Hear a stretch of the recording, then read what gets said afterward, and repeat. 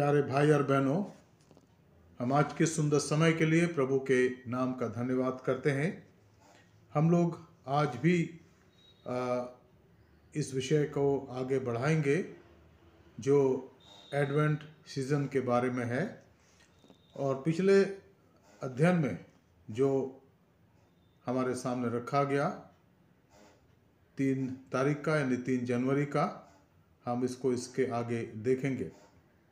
हमारा यही पाठ होगा जो हमने पिछले दिनों पढ़ा था, क्योंकि एक बहुत ही व्यापक विषय है। जहाँ हमने देखा था उत्पत्ति की पुस्तक उसका 12वां अध्याय उसके 1 पद से हमने पढ़ा था 5 पद तक।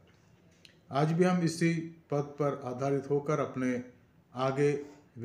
इसी विषय पर आगे देखेंगे। Dear friends, this evening we are grateful to the Lord for giving us this privilege to study His Word, and even today also I like to share with you some of the important things from this important topic of the Bible study about Advent season. And today also I have taken the same text, that is Genesis chapter 12, 1 to 5, and we'll see some of the more important informational study based on this chapter, because this is the base for the entire story of salvation, which God wrote in His own planning for the entire humanity. And it is clear here. As He spoke to Abraham, He said, because of you all the nation of the world will be blessed. So God blesses Abraham because of his obedience and because of his following God as per His guidance. But before you do that, I like to have a prayer time, and let us pray. आइए हम प्रार्थना करें। स्वर्ग और पृथ्वी के स्वामी, हम धन्यवाद के साथ आपके चरणों में आते हैं। आपको धन्यवाद देते प्रभु आज के सुंदर वचन के लिए जो आपने हमें दिया है, कि हम आज भी आपके वचन का अध्ययन कर सकते हैं।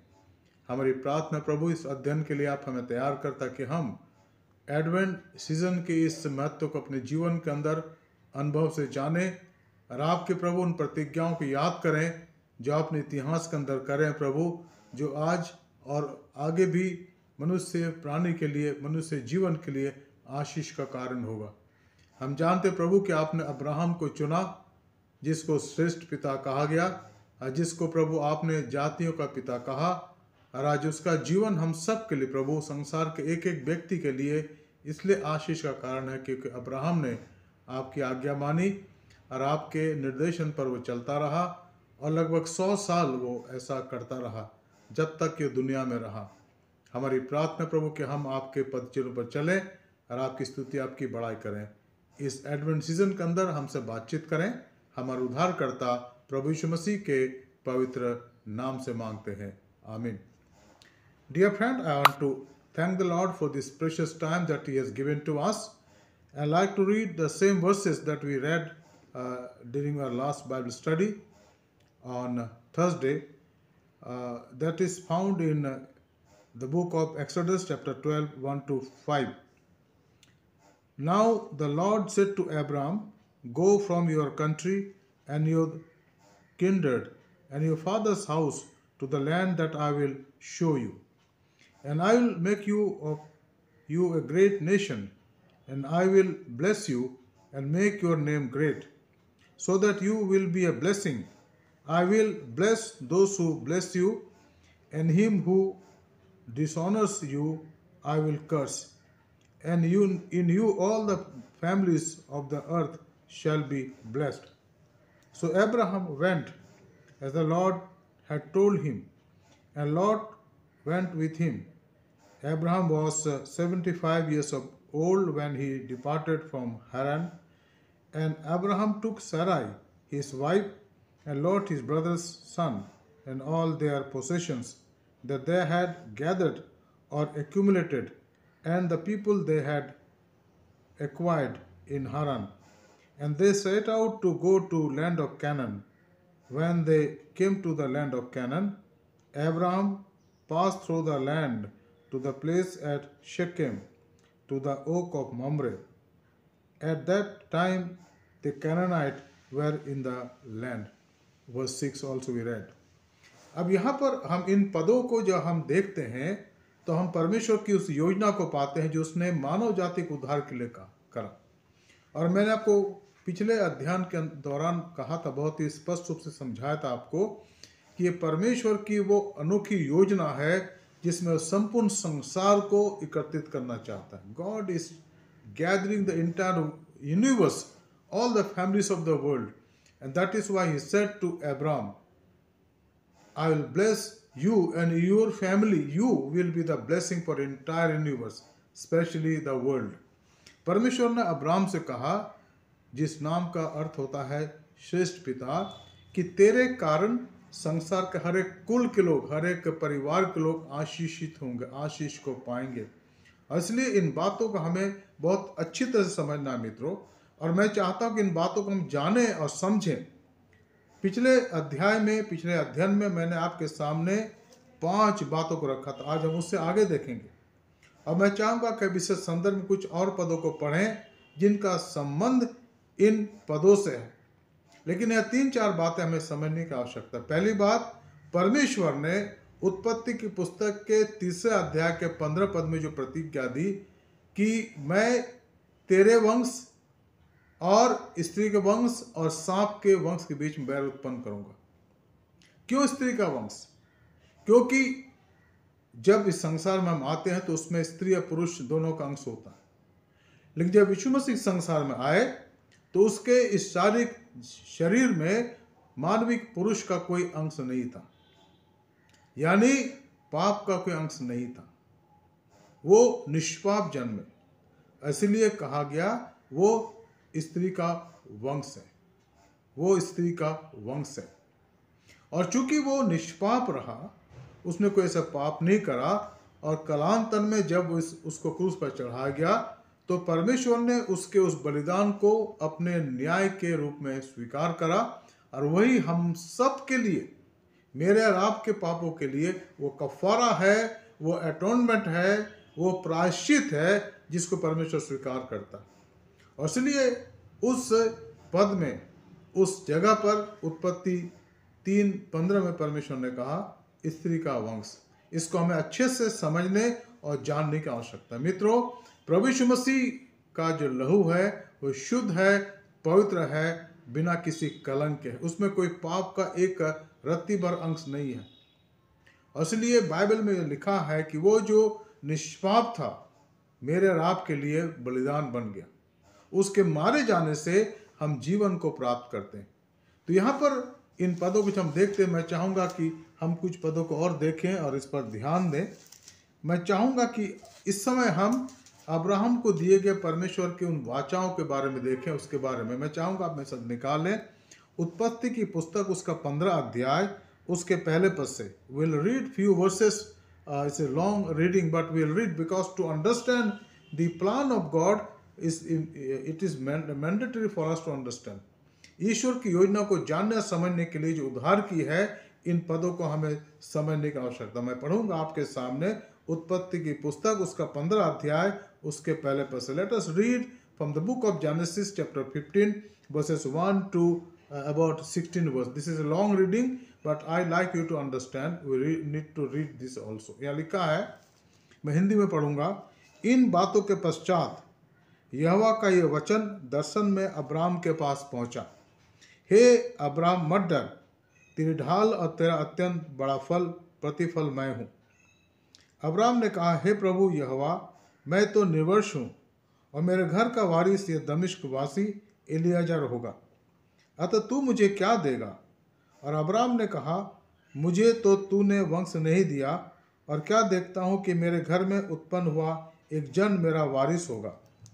तब यहोवा के वचन उसके पास पहुँचा, यह तेरा वारिस ना होगा, तेरा जो नीच पुत्र होगा वही तेरा वारिस होगा। अब यहाँ पर इस बात को देखिएगा कि परमेश्वर अब्राम से बात करता, और वो 98 ईयर्स का हो गया, अब वो बुजुर्ग हो गया, और उसकी पत्नी 88 ईयर्स का हो गया। 10 साल का फर्क दोनों में है, और वो दोनों संसार रूप से माँ बाप नहीं बने हैं, उनके अपने कोई इशू नहीं है, लेकिन परमेश्वर उनसे बात कर रहा।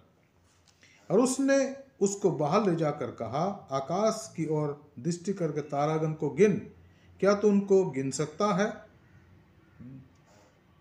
फिर उसने उनसे कहा, तेरा वंश ऐसा ही होगा। उसने यहोवा पर विश्वास किया और ये यहोवा ने इस बात को उसके लिए धर्म गिना या धार्मिकता गिना। तब उसने उससे कहा, मैं वही यहोवा हूँ जो तुझे कसदियों के ऊर नगर से बाहर ले आया और तुझे को ये देश का अधिकार मैंने दिया है। उसने कहा, हे प्रभु यहोवा, मैं कैसे जानूं कि मैं इसका अधिकारी हूँगा? यहोवा ने उससे कहा, मेरे लिए 3 वर्ष की एक कलोर और 3 वर्ष का एक बकरी और 3 वर्ष का एक मेढ़ा और एक पंडुक और कबूतर का एक बच्चा ले। इन सबों को लेकर उसने बीच से 2 टुकड़े कर दिया और टुकड़ों को आमने सामने रखा। तब उसने चिड़ियों के टुकड़े नहीं किए। जब मांसाहारी पक्षी लोथों पर झपटे, तब अब्राम ने उनको उड़ा दिया। अब यहाँ पर आप देखिए, बहुत ही ध्यान के साथ यहाँ लिखा है 12 पद से आगे, जब सूर्य अस्त होने लगा तब अब्राम को भारी नींद आई और देखो अत्यंत भय और महा अंधकार ने उससे छा लिया।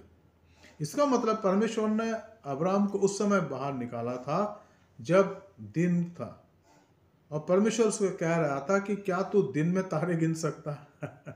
जो असंभव नहीं है, असंभव से असंभव है, हो ही नहीं सकता। परमेश्वर के कार्य मनुष्य के जीवन के लिए असंभव है, लेकिन परमेश्वर चाहता कि उस असंभव पर हम विश्वास करें, परमेश्वर पर विश्वास करें जो असंभव को हमारे लिए संभव करता। जब सूर्य अस्त होने लगा तब अब्राम को भारी नींद आई और देखो अत्यंत भय और महाअंधकार ने उसे छा लिया। तब यहोवा ने अब्राम से कहा, यह निश्चय जान ले कि तेरे वंश पराय देश में परदेसी होकर रहेंगे और उस देश के लोगों के दास होंगे, जो वे उनको 400 वर्ष तक दुख देंगे। परमेश्वर ने अभी बता दिया उनको, जो कम से कम 200-300-400 साल बाद पूरे होने थे, कि इस्राएल के लोग वहाँ जाएंगे मिस्र में और 400 या 430 साल तक वहाँ रहेंगे और वो दुख उठाएंगे, वहाँ वो दास हो जाएंगे, दासियाँ हो जाएंगी। लेकिन वहाँ परमेश्वर के एक व्यक्ति होगा जिसको ईश्वर खड़ा करेगा, उसकी अगुवाई में वहाँ से निकाले जाएंगे। और परमेश्वर अभी अब्राहम को बोल रहा है। प्रभु के वचन में हम आगे देखते हैं यहाँ पर कि किस प्रकार से परमेश्वर ने बात करी अब्राहम से। उसने उससे कहा, हम 14 पद में देखते हैं 15 अध्याय के, फिर जिस देश के वे दास होंगे उनको मैं दंड दूंगा और उसके पश्चात वे बड़ा धन लेकर वहाँ से निकल आएंगे।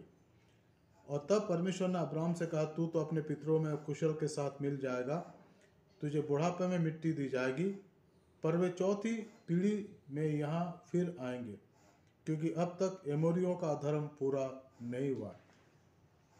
परमेश्वर की इन बातों को जब हम बहुत ध्यान से देखते हैं मित्रों, तो हमारे सामने आगमन की सारी योजना एक एक करके परत परत खुलती जाती है।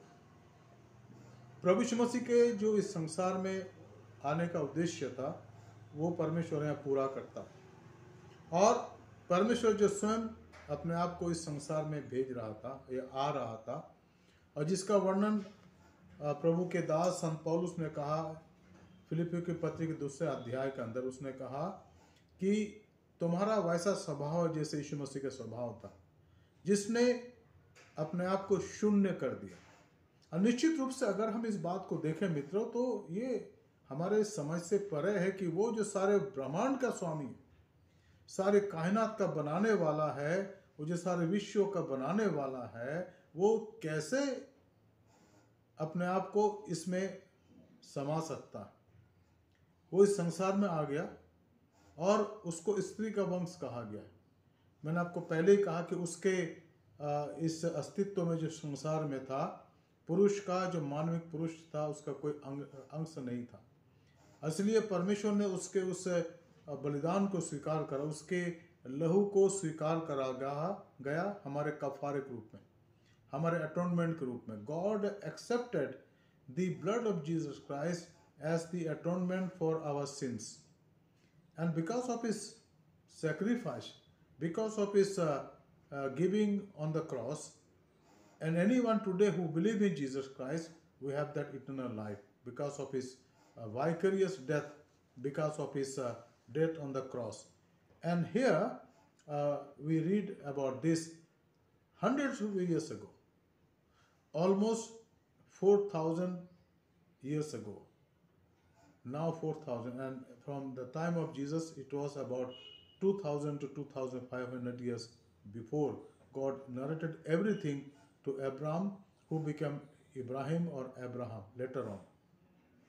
Now there's another verse I like to read about this. मैं कुछ और पदों को पढ़ना चाहता हूँ ताकि हम इस मुख्य तथ्य को अच्छे से समझ जाएं. और वो पाया जाता है उत्पत्ति की पुस्तक उसका 17 अध्याय. We read about that incident and about that in Genesis chapter 17 verses 1 to 8. हम यहाँ पर देखेंगे इसको जो हमारे सामने पाया जाता है उत्पत्ति की पुस्तक उसका 17 अध्याय और उसके 1 पद से. यहाँ लिखा है, तब जब अब्राम 99 वर्ष का हो गया, तब यहोवा ने उसको दर्शन देकर कहा, मैं शक्तिमान ईश्वर हूँ, मेरी उपस्थिति में चल और सिद्ध होता चला जा. Now God is reiterating, God is reminding Abraham that Abraham, I am your Almighty God. I am the same God who called you when you were 75 years of age in the land of Haran. I brought you from Hur, and then I spoke to you in Haran, land of Haran, the land of Chalcedon, and now you are here. You have spent almost 24 years now as a sojourner, as a foreigner here, and believe me, this is the land I am going to give to you. अब परमेश्वर उससे बात करता है, वो कहता है कि मैं इतने ही वही परमेश्वर हूँ जिसने तुमसे बात करी, तू मेरी उपस्थिति में चल और सिद्ध होता जा. मैं तेरे साथ वाचा बांधूंगा और तेरे वंश को अत्यंत ही बढ़ाऊंगा. तब अब्राम मुंह के बल गिरा और परमेश्वर उससे यो बातें करने लगा, देख मेरी वाचा तेरे साथ बंधी रहेगी, इसलिए तू जातियों के समूह का मूल पिता हो जाएगा. इसलिए अब से तेरा नाम अब्राम ना रहेगा, परंतु तेरा नाम अब्राहम होगा, क्योंकि मैंने तुझे जातियों के समूह का मूल पिता ठहराया दिया है. मैं तुझे अत्यंत फलवंत करूंगा और तुझको जाति जाति का मूल बना दूंगा, और तेरे वंश में राजा उत्पन्न होंगे. और मैं तेरे साथ और तेरे पश्चात पीढ़ी पीढ़ी तक तेरे वंश के साथ भी इस आशय की युग युग की वाचा बांधता हूँ कि मैं तेरा और तेरे पश्चात तेरे वंश का भी परमेश्वर रहूँगा. और मैं तुझको और तेरे वंश पश्चात तेरे वंश को भी यह सारा कनान देश जिसमें तू परदेसी को रहता है, इस रीति दूंगा कि वह युग युग उनकी निज भूमि रहेगी और मैं उनका परमेश्वर रहूँगा. अब परमेश्वर यहाँ पर अब्राम से बात करता, उसने उसका नाम बदल दिया. अब परमेश्वर ने उससे बात करी जिसका वर्णन हम पढ़ते हैं उत्पत्ति उसके 17 अध्याय में. Now God is talking to him when he become 99 years of age. For this 24 years God appeared to him and spoke to him several times.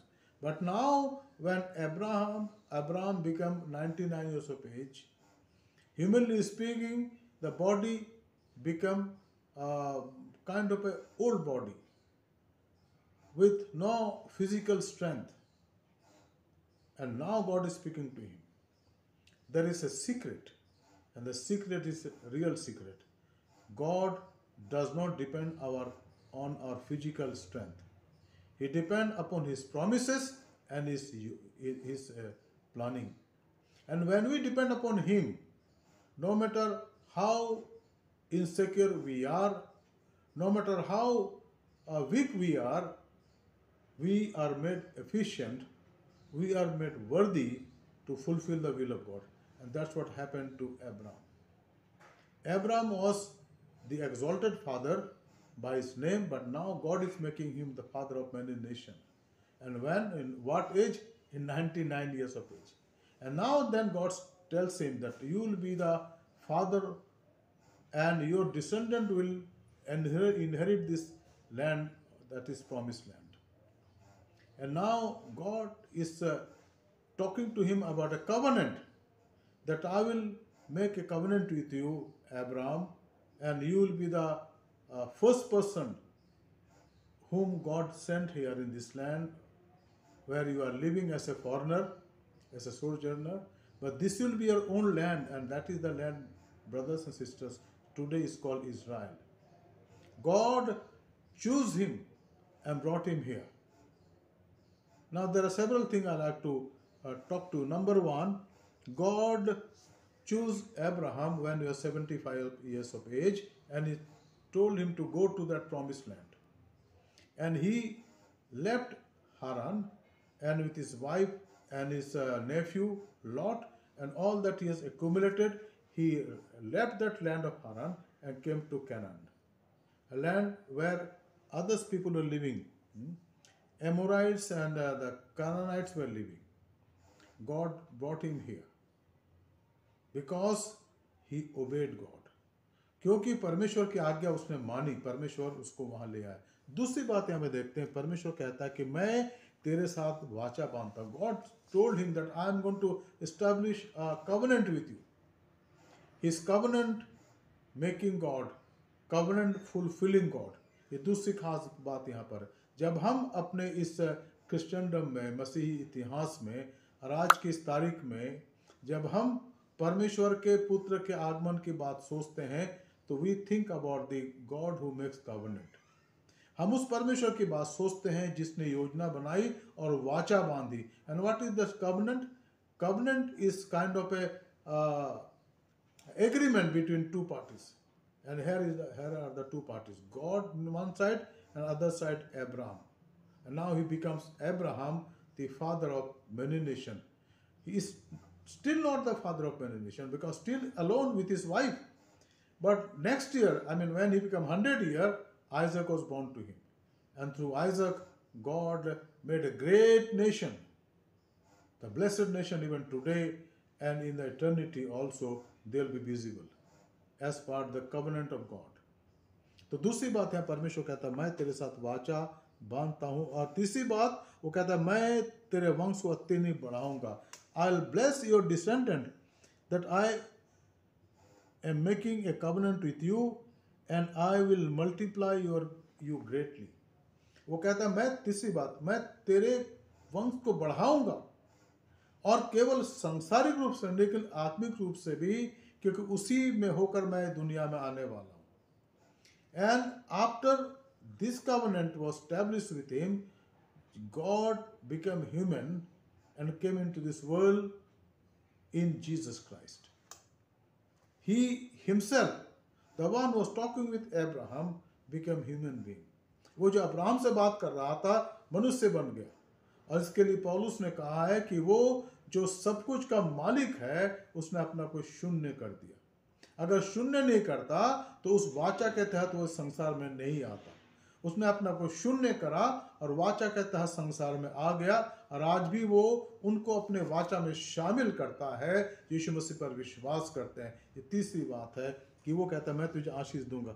चौथी बात यहाँ पर लिखा है कि अब्राहम मुंह के बल गिरा, अब्राहम ने उसको दंडवत करा.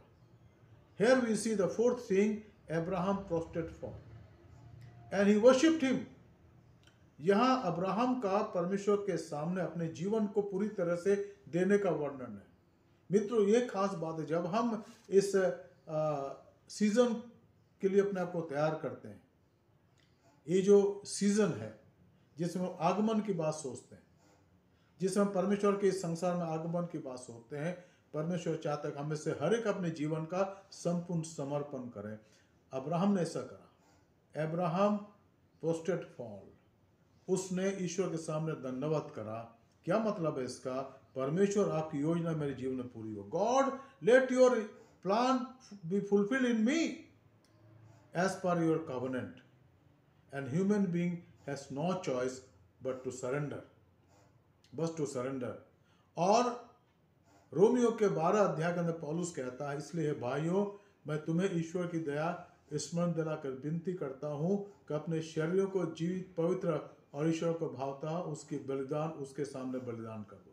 ये तुम्हारी आत्मिक सेवा है. और इस संसार के सदस्य ना बनो, पर तुम्हारी बुद्धि के नए हो जाने से, हमारी बुद्धि नई कब होती है? जब हम अपने जीवन का संपूर्ण समर्पण उसकी वेदी में करते हैं, उसकी वेदी में अपने आप को दे देते हैं.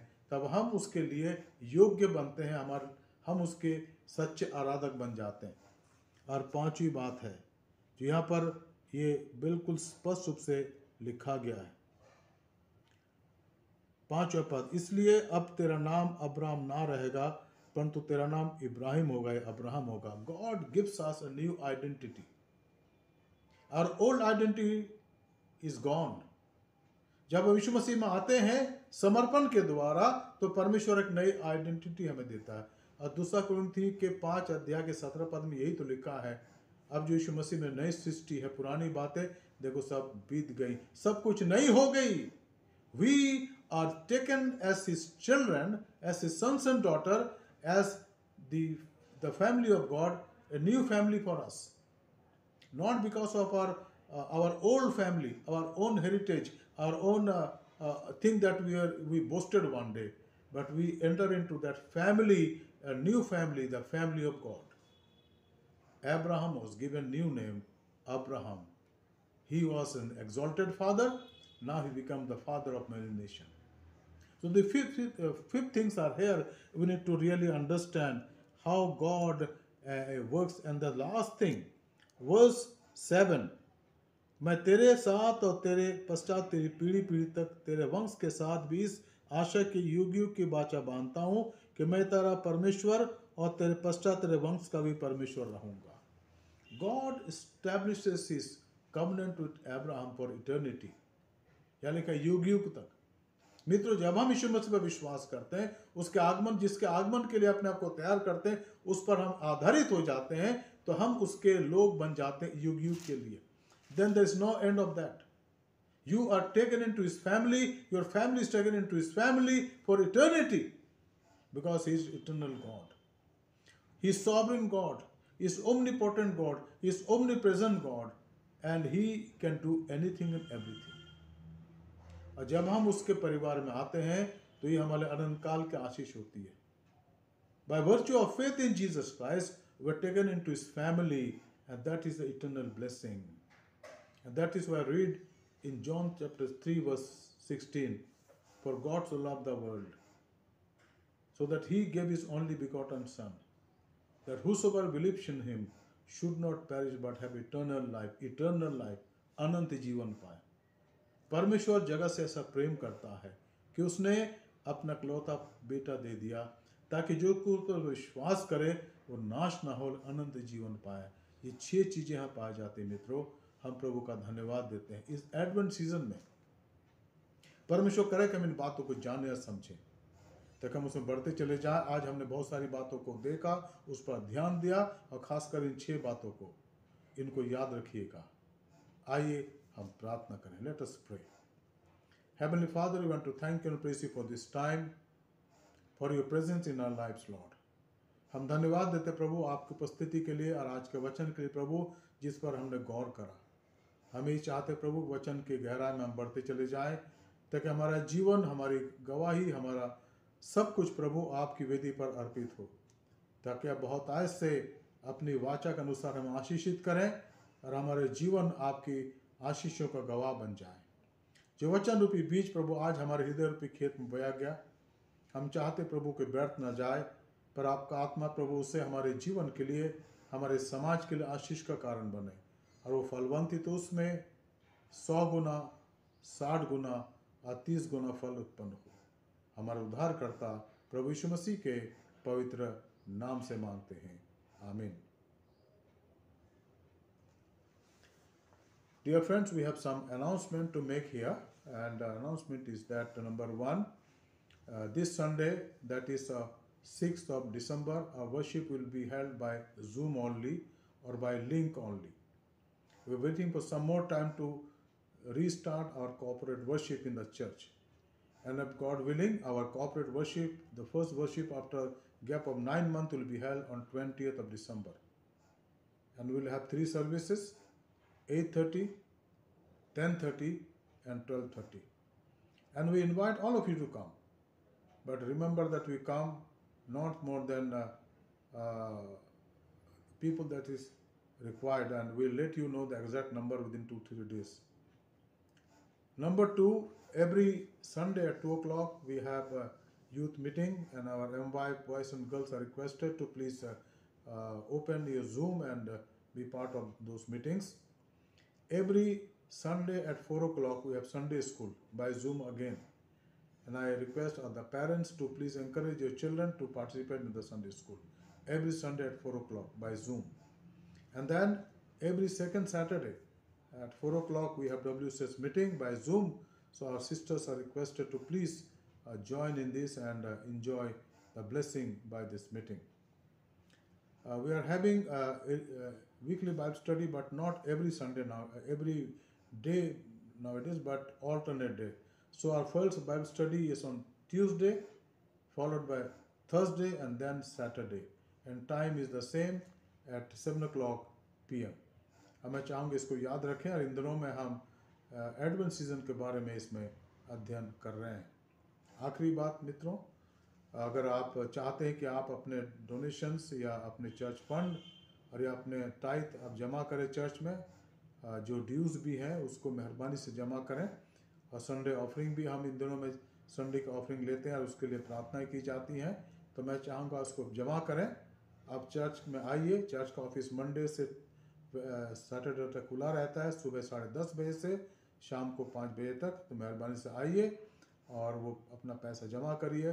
मिस्टर दीपक या छोटे पादी साहब, पास्टर शरण सावंत से रसीद ले लीजिए और इस प्रकार से प्रभु का धन्यवाद करें। तो ये सारी कुछ बातें थी जिसको मैं बताना चाहता था, इसको हम याद रखेंगे।